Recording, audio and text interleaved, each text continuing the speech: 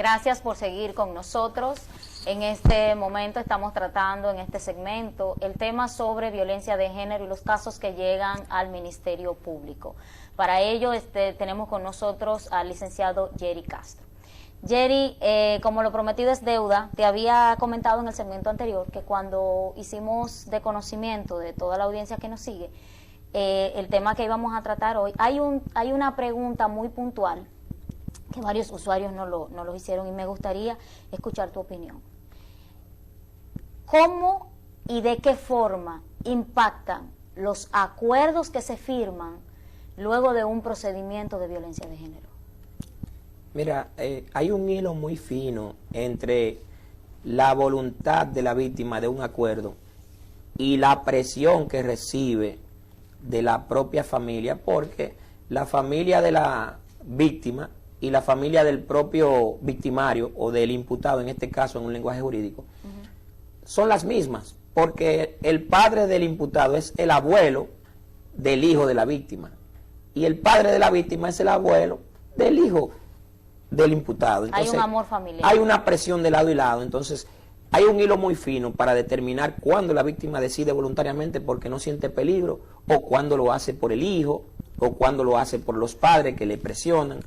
Pero yo pienso que la tarea la tiene ahí el Ministerio Público para determinar cuándo hay realmente un peligro latente de la vida de esa posible víctima femenina de parte de su posible agresor. Y por eso vuelvo al inicio cuando decía que el Ministerio Público debe acostumbrarse a trasladarse al lugar de los hechos, entrevistar personas y ver el comportamiento histórico, sin dejar de apreciar que muchas veces esas violencias se dan en el orden íntimo, en una habitación a donde no hay más testigos que las cuatro paredes, pero generalmente los vecinos se hacen eco en la práctica de cuando se dan escenarios previos. La violencia no es espontánea. Un hombre violento no es violento de repente. El hombre violento manifiesta comportamientos violentos. ¿No crees tú, poco a poco? ¿No crees tú que como abogado penalista, cuando manejas un caso, de una manera u otra, desde como yo lo veo, desde mi punto de vista, yo entiendo que el abogado en parte influye mucho en cuál es la consecuencia final o el resultado final de esa situación? Pienso yo. Bueno, si el abogado aplica el principio de objetividad, no va a correr ese riesgo. ¿A qué yo denomino principio de objetividad en ese sentido? Yo, frente a una víctima de violencia de género, tanto como abogado de la defensa o en representación de la propia víctima, lo primero que examino es hasta dónde se siente segura esa posible víctima a raíz de un acuerdo o de una salida alternativa para que esa persona que ha sido puesta en prisión obtenga la libertad. Porque hemos tenido casos de ¿Entiendes? Mujeres que el hombre la ha agredido, como fue el caso que vimos hace unos meses atrás, que el hombre le dio 13 puñaladas, ella quedó viva, él se va, está preso, firman un acuerdo, pero cuando él sale, acabó con la vida de ella. Sí, eso es así, pero también hay que apreciar cuántos se le ha dado la oportunidad y no han cometido el hecho. Yo te haría una pregunta directa. ¿Tú estás de acuerdo con los acuerdos? Es que el sistema penal contemporáneo promueve la conciliación y la salida alternativa. Es que la regla en el sistema de derecho de hoy no es la prisión. ¿Y qué es? La conciliación. Es que cuando...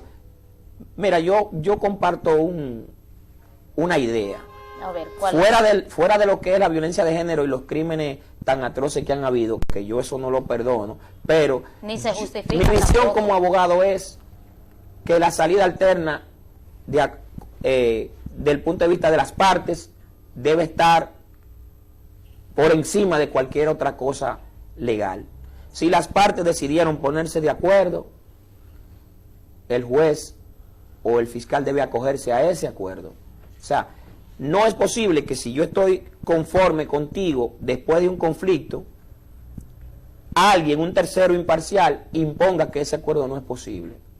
Te voy a hacer una pregunta. Porque eso no es lo que promueve el derecho contemporáneo. Dentro de mi desconocimiento. Luego de manejar un caso de violencia de género, vamos a suponer que ya sea que haya sido tenga una medida mediante un juez, o ya sea que haya salido mediante el acuerdo firmado. ¿Tiene el Ministerio Público algún sistema de seguimiento a esos casos? La ley lo obliga.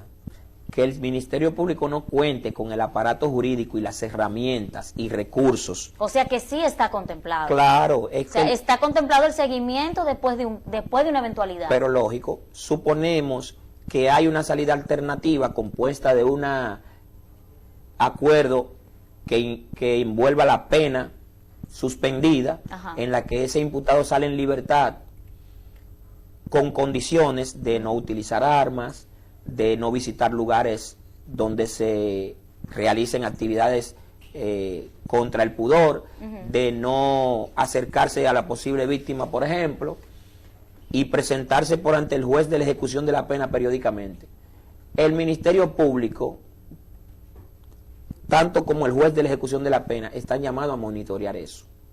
Pero no se hace. A monitorear eso. Entonces habría que ver cuántos diplomas o cuántos certificados de capacitaciones impuestas por el juez de la pena a los imputados tiene el Ministerio Público en sus archivos. Entonces, ¿quién estaría fallando? Si el juez le impone a un imputado que tiene que hacer un curso en el Infotep, por decirlo así, que es una institución pública, y creo que no es publicidad, el Ministerio Público tiene esas copias de que esa persona se capacitó, o de una persona que no es bachiller y que el juez le obligue a ir a prepara cuando salga de la cárcel. ¿Tiene el Ministerio Público constancia de que esa persona hizo el curso? No. No la Entonces, tiene. si esa persona no realiza la actividad que el juez le impone, entonces el Ministerio Público tiene que perseguirlo y solicitarle al juez que le varíe la oportunidad, que lo ponga en prisión, como decía la sentencia al principio. Si no cumples con este acuerdo, vas a prisión. Entonces, cuando eso se logre, los ciudadanos entonces no van a violentar el acuerdo. Entonces, en los diferentes temas que hemos tratado hoy, nos hemos dado cuenta que no es que nuestro sistema judicial no tenga la estructura necesaria para lo que se necesita. Pero yo quiero hacer un aporte adicional aprovechando el espacio y quiero darle un mensaje a todas esas personas que nos ven en este momento. Yo le voy a decir algo. Cuando hablamos de violencia de género, tanto de hombres como de mujeres, es como decía el licenciado, de que la persona no es violenta de un día para otro. Es violenta, comienza desde el inicio. Yo digo que hay en un segmento anterior, en otro programa, yo estuve hablando sobre el maltrato de las mujeres y tocaba el tema de que decían por ahí que el único que tiene derecho a maltratar a la mujer es el tacón de su zapato. Y yo decía que ni siquiera es eso. Pero la mujer tiene que evaluar con quién se está involucrando, pero el hombre tiene que evaluar con quién se está involucrando. Pero independientemente a usted evaluar con quién se involucra, usted tiene que amarse, usted tiene que quererse, porque hay un tema muy amplio y a veces falta de personalidad. Dice un artista que el amor es buscar en otros lo que tú no tienes. Tú tienes que aprender a amarte a ti mismo. Hasta que tú no aprendas a ser feliz y amarte tú primero, no estás preparado para amar a nadie. Ahora, si tienes un vacío emocional y tienes una falta emocional, vas a tratar de recostarte de esa persona. Cuando esa persona ya no te da lo que tú estás esperando, entonces comienzan los conflictos y comienzan los problemas. Entonces, yo entiendo, este tema es muy amplio, prometo a toda la audiencia que continuaremos con el tema en otro segmento más adelante, pero el mensaje que quiero dejar en el día de hoy es, usted tiene que amarse, tiene que quererse, tiene que prepararse, evalúe, siéntese, comuníquese, convierta su relación en una relación con una comunicación mutua de lado a lado. No es tú vas a hacer lo que yo diga o yo voy a hacer lo que tú digas, no. Usted se junta con una pareja, ya cuando usted se juntó con esa persona, ya ella tenía una vida con mañas, con costumbres, y se juntan dos. Si algo no está de acuerdo, busquen la comunicación. Si no hay comunicación, busquen ayuda psicológica. Y yo creo que eso va a ayudar a que se pueda eliminar muchas cosas. Jerry, ya para terminar, quiero darte las gracias. Lamentablemente hemos llegado al final de nuestro segmento. Prometemos a toda la audiencia que sí seguiremos con el tema en otro espacio, pero no quiero cerrar este segmento sin antes decirle a la audiencia que sabemos que tú eres una persona que te encanta la lectura. eres abogado no solamente penalista, sino también en el área civil. Quisiera que aprovecharas este espacio para cualquier persona que quiera contactarte, dónde buscarte y a qué número. Bueno, nosotros estamos en el despacho jurídico Castro y Asociado, en la Manzana 8, número 29 de la Avenida Las Palmas. Estamos ahí a las órdenes y siempre a tu disposición. Nos sentimos parte de esta familia. Gracias por tu invitación. Este espacio es parte de ti, es nuestro lema, es de quienes nos ven y también es tuyo. Muchas gracias por venir y ya tienes otra apertura para un próximo segmento.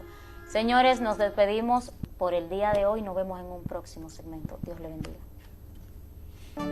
Con Penélope Taveras.